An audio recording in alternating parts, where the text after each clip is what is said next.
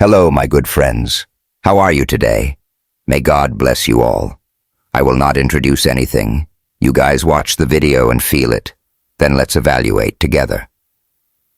The rain was relentless that night, hammering against the windows of my tiny apartment in Eugene, Oregon. It was March 2025.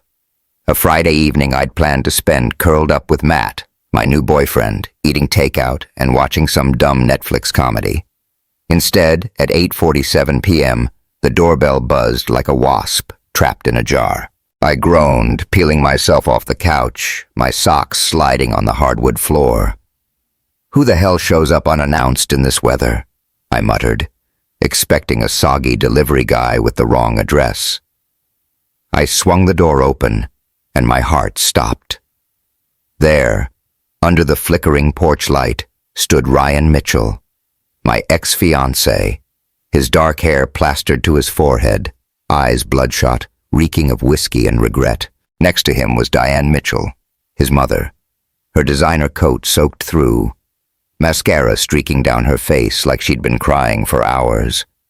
The woman who'd once told me I was nothing without her son now looked like a drowned cat, clutching Ryan's arm as if he'd bolt any second.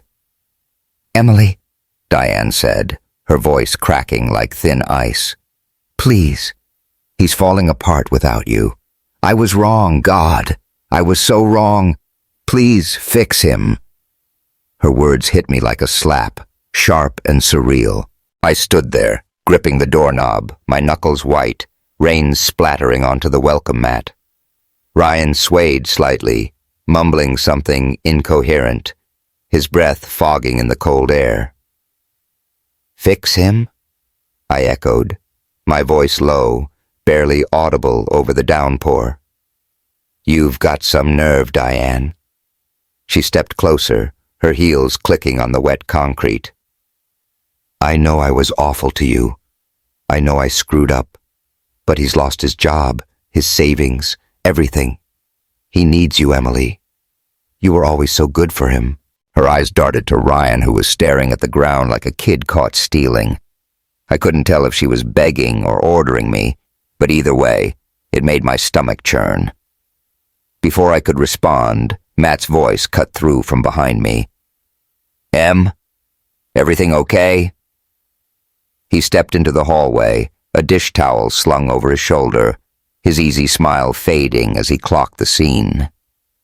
Ryan's head snapped up, and for a split second, I saw something flicker in his eyes. Jealousy, maybe, or shame. Diane's gaze flicked to Matt, her lips tightening, but she plastered on a fake smile. "Oh, I didn't realize you had company," she said, her tone dripping with that old condescension I knew too well. "We won't take much of your time." "Time's already up," I snapped, my patience fraying. "You don't get to show up here, Diane, acting like I owe you anything, not after what you did." That's when it happened, the moment I never saw coming. Ryan yanked his arm free from his mom's grip, his voice rising over the rain. "This is why I didn't want to come, Mom. You've ruined everything, then and now." He stumbled backward, nearly tripping over the curb, his words slurring but raw. "I told you she'd hate us. I told you." Then he turned and staggered off into the storm, his silhouette swallowed by the dark. Diane gasped, reaching after him, but he was gone. She spun back to me, her face crumpling. "Emily, please. He's not himself. He's drinking too much. He's in debt. Her voice broke, and she sank onto the wet steps, sobbing into her hands. The rain plastered her perfect blonde hair to her skull, and for a second, I almost felt sorry for her. Almost. Matt put a hand on my shoulder, steady and warm. "You don't have to do this," he whispered. I nodded, but my mind was already racing, replaying every miserable second that led to this point. I shut the door, leaving Diane there in the rain, her cries muffled by the wood. Back inside, I sank onto the couch, staring at the water streaking down the window. Matt sat beside me, quiet, waiting. "You okay?" he asked again, softer this time. I don't know, I admitted, my voice shaky. I thought I was done with them. How did it even get this bad?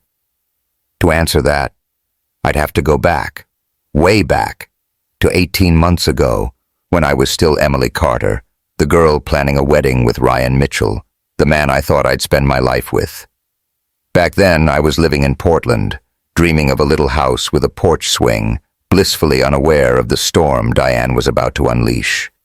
It started in 2021, at a tech conference downtown. I was a marketing coordinator, hustling for a startup, when I bumped into Ryan at the coffee station.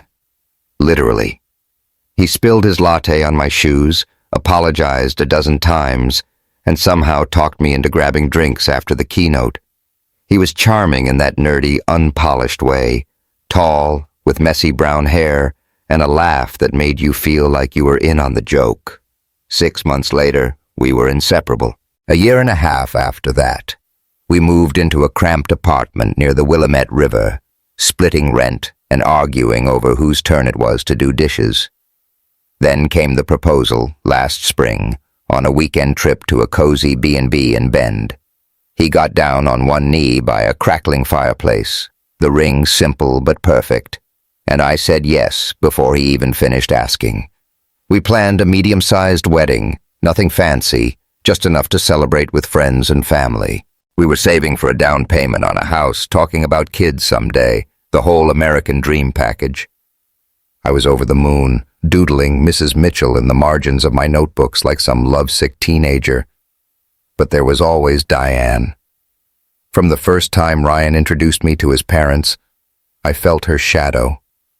His dad, Tom, was quiet, friendly enough, sipping his beer and nodding along. Diane, though, she grilled me over dinner at their Lake Oswego mansion, where I went to school, what my parents did, whether I'd ever been to the Hamptons. I told her my dad was a construction worker, my mom a teacher's aide, and watched her tight smile falter just for a second before she recovered. How? Grounded, she'd said, like it was a disease. Ryan brushed it off later, sprawled on our couch with a beer. Mom's just protective, Em. She's old school, cares about connections and crap. I don't give a damn about that stuff. I believed him because I wanted to. Love does that to you. Makes you ignore the red flags flapping in your face. That night, as the rain kept pounding outside my Eugene apartment, I couldn't shake the image of Diane on my doorstep, a far cry from the polished tyrant who'd dismantled my life. Matt handed me a mug of tea, the steam curling up between us. You don't owe them anything, he said, his voice steady. You know that, right? Yeah, I murmured, but my mind was already drifting back to those early days, to the cracks I didn't see until they swallowed me whole.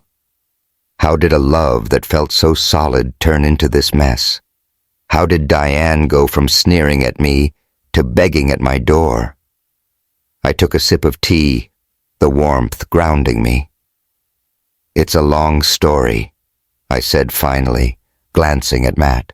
He smiled, settling in. I've got time. And so I started at the beginning, because to understand this rainy night showdown, you had to know how it all fell apart. Hey, if you're wondering what Diane did to push me to the edge, or why Ryan's such a wreck now, stick around. Hit that subscribe button and drop a comment below. Should I have let them in, or was slamming the door the right call? I need your take on this drama. It's only getting wilder from here. The rain had stopped by the time I finished telling Matt about that first meeting with Ryan's parents, but the air in my Eugene apartment still felt heavy, like the storm had seeped into the walls. I set my empty tea mug on the coffee table, the ceramic clinking softly against the wood. Matt leaned back on the couch, his arm resting casually behind me. So, Diane was a piece of work from day one, huh? He said, half smiling. Understatement of the year, I replied, pulling my knees up to my chest. But it didn't get really bad until the wedding planning started. That's when she went from annoying to full-on dictator. I closed my eyes, letting the memories flood back. It was late spring 2024, a few weeks after Ryan proposed.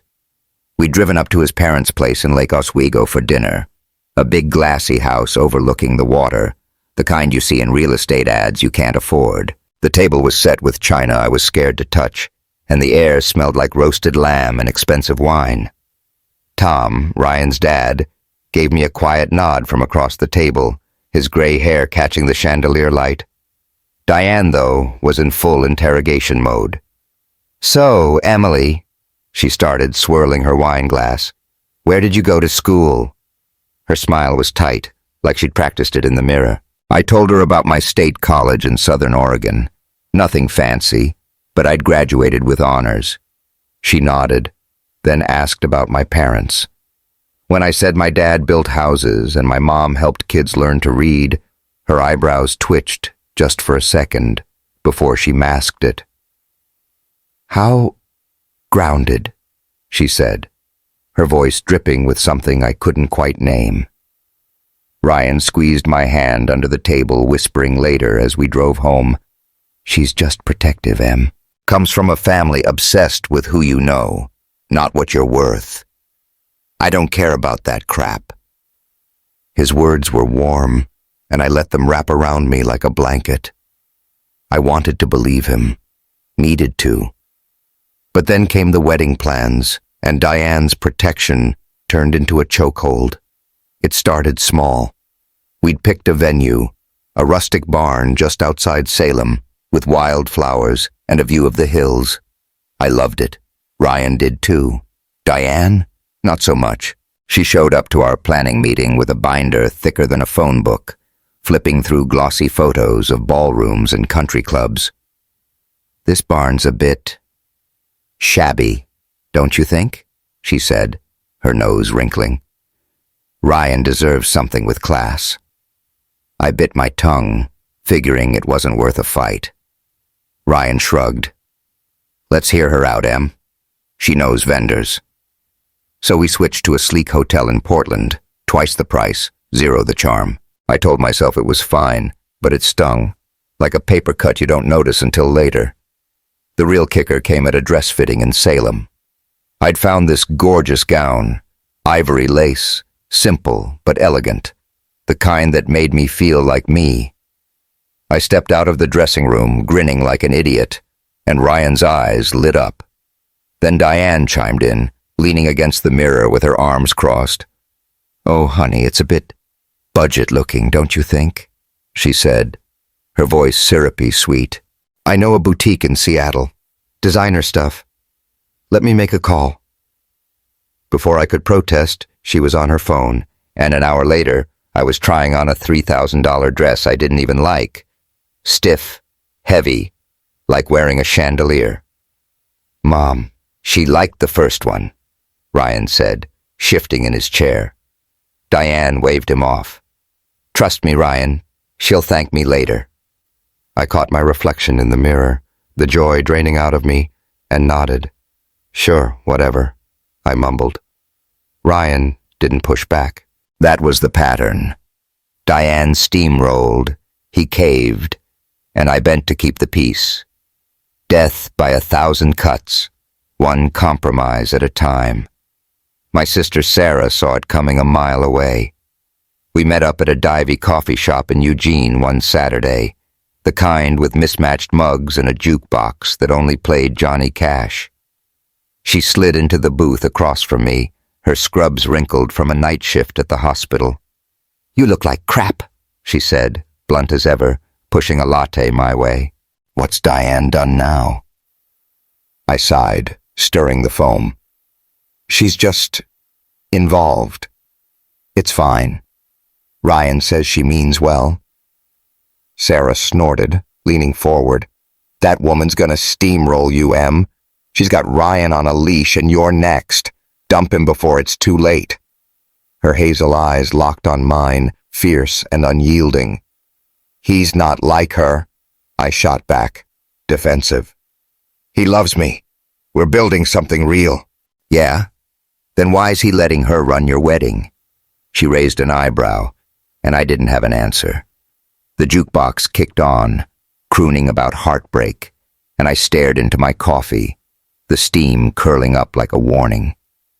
Things hit a boiling point a few months later, at a dinner Diane hosted for her snooty friends. We were back at the Lake Oswego house, the table groaning under crystal and silver. I wore a dress I thought was nice, navy, knee-length, something I'd snagged on sale. Diane's friends, Rita and Angela, kept shooting each other looks every time I opened my mouth. Then Lauren Hayes walked in, Ryan's ex, all blonde hair and designer heels, like she'd stepped out of a magazine. I'd heard about her from Ryan, rich family, vacation home in the Hamptons, Diane's dream daughter-in-law. Lauren smiled at me, too bright, and asked, "So, Emily, where do you summer?" I laughed, thinking it was a joke. Camping at Crater Lake with my folks, or maybe my grandma's place in Bend."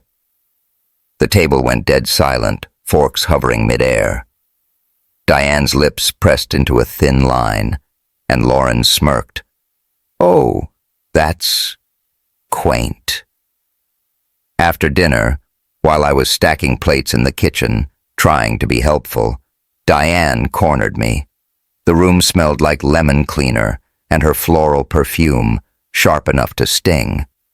She started casual, chatting about Lauren's impressive family, then dropped the bomb. "Ryan's destined for big things, Emily," she said, her voice low, controlled. "I just hope you won't hold him back. You're nice, but, well, you're not from the right background. He needs someone refined, someone who can keep up in his world." I froze, a plate slipping in my hands. "What's that supposed to mean?" I asked, my voice shaking. She smiled, cold and sharp. "Oh, don't take it personally. It's just reality. You wouldn't know how to host a proper dinner, make the right connections. You'd embarrass him eventually." She laughed, a short, condescending bark, and I felt like I'd been punched. "Are you serious?" I snapped, louder than I meant to. "That's rude as hell, Diane." Her eyes narrowed. "See? That defensiveness proves my point. No composure." She turned back to the sink like she hadn't just gutted me. I stormed out, grabbing Ryan from the living room. "We're leaving, now!" In the car, I spilled everything, my hands trembling on my lap. "She said I'd embarrass you, Ryan. That I'm not good enough." I waited for him to explode, to defend me. Instead, he gripped the steering wheel, staring straight ahead. "She didn't mean it like that, Em. She's just worried about our future. Maybe you misheard her tone." "Misheard?" I laughed, bitter and hollow. "She practically called me trash." He went quiet, and that silence cut deeper than Diane's words. We fought all the way home, our first real blowout, and I couldn't shake the feeling that something had shifted, something I couldn't unsee. Sitting there with Matt now, the memory stung fresh. He rubbed my shoulder, his touch steady. "She sounds like a nightmare," he said. "How'd you put up with that?" "I don't know," I admitted, staring at the rain-streaked window. "But it was just the start. It got so much worse." "Hey, if you're hooked on this train wreck, and trust me, it's about to get crazier, hit that subscribe button. Drop a comment. Should I have fought harder back then, or walked away sooner? I need your take, because the drama's only heating up."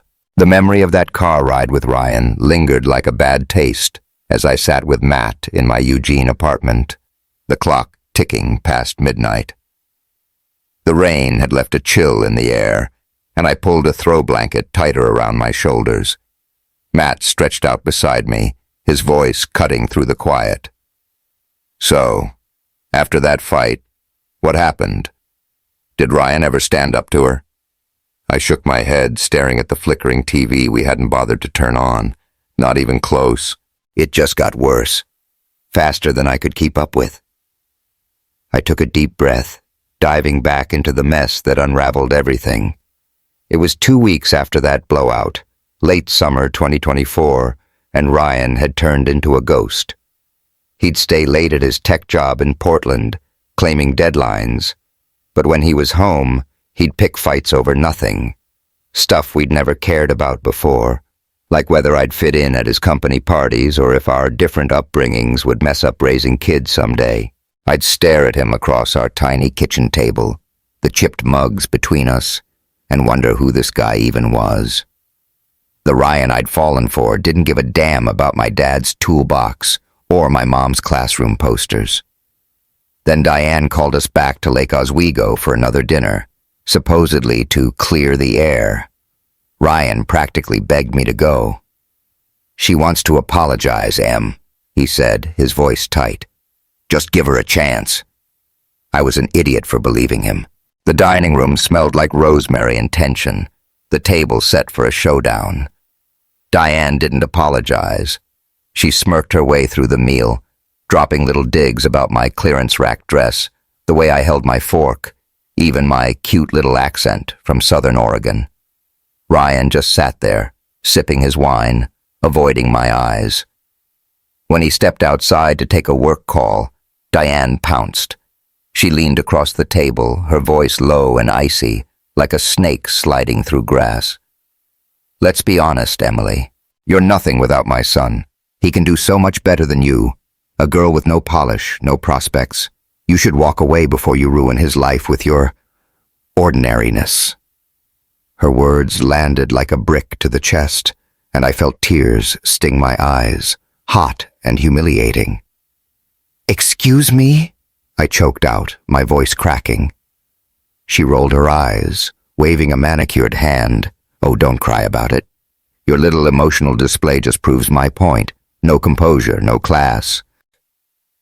I shoved my chair back, the screech echoing in the silent room, and grabbed my purse. Ryan came back just as I hit the door, his face paling. "Em, what's wrong? Ask your mom," I spat, storming out. In the car, I laid it all out. Every venomous word. I expected fury, loyalty, something. Instead, he gripped the wheel, his jaw tight. "Maybe she's right, Em. Maybe we're rushing things. Maybe we're too different to make this work." His voice was flat, like he'd rehearsed it. I stared at him, the man who'd promised me forever, parroting his mother's garbage. "You're serious?" I whispered. He didn't answer, just kept driving. I yanked off my engagement ring, the metal cold against my skin, and dropped it on the dashboard. "Take me to Jake's place. I'm done." He didn't argue, didn't even look at me as he pulled up to my coworker's house in Eugene. I got out, the door slamming shut like a gunshot, and that was it. 3 years gone. The next day, I packed my stuff while Ryan was at work, leaving my key and a note. "I'll get the rest later." I crashed on Jake's pull-out couch, the springs digging into my back every night. Jake Torres, my buddy from the marketing team, didn't ask too many questions, just handed me a beer and let me sulk. A week later, he dropped a bomb over breakfast, his voice casual as he flipped pancakes. "You know Ryan got canned from his last job, right? Before you met him. Diane pulled strings to cover it up, got him the gig he's got now." I nearly choked on my coffee. "What? He never told me that?" Jake shrugged, sliding a plate my way. "Yeah, dude's always been a mess. She's been propping him up since college." It hit me like a freight train. Ryan wasn't just weak. He was a puppet, and Diane held every string. Months passed, and I rebuilt slowly. I got my own place, a shoebox apartment near the river, and threw myself into work. Then, 2 months ago, Diane showed up at my office parking lot, clutching a folder like it was a lifeline. The sun was dipping low, painting the asphalt orange, and I froze mid-step when I saw her. "Emily!" she called, her heels clicking as she rushed over. "I need your help. Ryan's in trouble." "Trouble?" I crossed my arms, my pulse racing. "Not my problem." She thrust the folder at me, Ryan's resume, creased and desperate. "He lost his job. That big project? It tanked. His fault. Now he's drowning in debt. Some loan shark's after him. Please, put in a good word at your company." Her voice cracked, her eyes wild. A few co-workers glanced over, whispering, and my face burned. "Are you insane?" I snapped, shoving the folder back. "You don't get to do this, Diane. You trashed me, and now you want favors?" She started crying, loud, messy sobs, right there in the lot. "He's my son. I'm desperate." I dragged her to a bench, away from the gawkers, and laid it out. "This stops now. Leave me alone." She nodded, sniffling, but I didn't trust it. Back in the present, Matt whistled low. "Loan shark? That's next level." "Yeah," I said, rubbing my temples. "It gets weirder." My phone buzzed on the table, a voicemail from Diane I'd ignored earlier. I played it, her voice tinny and frantic. "Emily, it's me. Ryan's drinking too much. He's lost everything. Please call me back." I deleted it, my hands shaking. Then Chris Evans, Ryan's old college buddy, texted me out of the blue. I'd met him a few times. He was a scruffy artist type Diane hated because he didn't kiss her ass. "Hey, Em," the message read. "Sorry about all this. Diane's losing it. Pushed Ryan to cut me off years ago. Now he's a wreck. Booze every night. Not your fault. Just FYI." I stared at the screen, piecing it together. Diane's control wasn't just about me. It was everyone. Sarah, my sister, had other ideas. She swung by my place that week, pacing the tiny living room. "Screw them, Em. Post some pics with Matt, rub it in their faces. Let Diane choke on it." I laughed, but shook my head. "I just want to move on, Sarah." Then Lauren Hayes called. Ryan's ex, all honeyed tones and fake concern. "Hey, Emily, just checking in. You're not taking him back, right? I mean, after me and him. Well, you know." She giggled, fishing, and I hung up, my skin crawling. What game was she playing? The final straw came last Friday. Another voicemail from Diane, her voice thick with tears. "Emily, he's not eating. He's gambling now. I'll do anything. Please help him." I sat there, staring at my phone, the weight of it all pressing down. Matt watched me, quiet, steady. "What do I do with this?" I asked, more to myself than him. He shrugged, his eyes soft. "What do you want?" I didn't know yet. Outside, the river glinted under the streetlights, calm and unbothered, while my world spun out of control. "Hey, if you're as stunned as I was by this chaos, don't miss what's next. Subscribe now and drop a comment. Should I help Ryan, or let them figure it out? I'm drowning in this drama and need your advice before it gets crazier." The voicemail from Diane echoed in my head as I sat with Matt in my Eugene apartment, the late-night quiet wrapping around us like a blanket. My phone lay silent on the coffee table now, but her desperation clung to me, sticky, heavy, like damp air after a storm. Matt leaned forward, resting his elbows on his knees. "You don't have to fix their mess, Em," he said, his voice calm but firm. "You know that, right?" "Yeah," I murmured, tracing the edge of the blanket with my finger. "But it's hard to shake them off. They keep coming back, coming." I exhaled, letting the story spill out one last time, the final pieces of a puzzle I was ready to toss in the trash. It started with a text from Tom, Ryan's dad, a week after Diane's parking lot meltdown. I was grabbing coffee at a hole-in-the-wall spot downtown when my phone buzzed. "Emily, it's Tom," it read. "Diane's spiraling.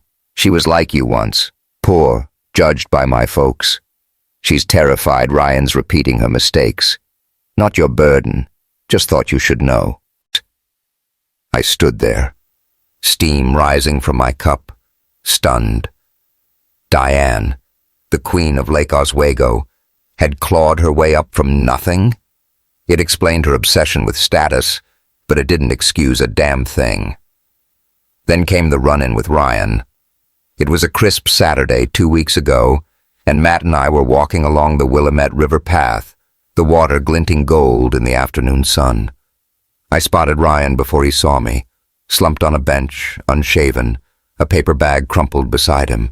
He looked up, his eyes glassy, and stood wobbly. "Em," he croaked, stepping closer. Matt tensed beside me, but I waved him off. "Ryan, what are you doing here?" I asked, my voice steady despite the knot in my gut.